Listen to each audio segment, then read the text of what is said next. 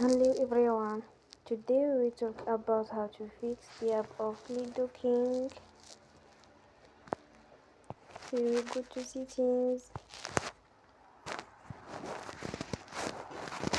Then we click on apps. After that, you will search the app Ludo King and you will click.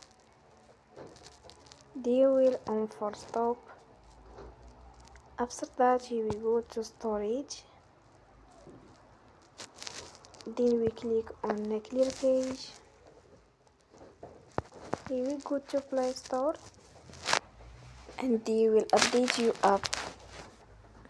Don't forget to support us by like and subscribe. See you next time and thank you for watching.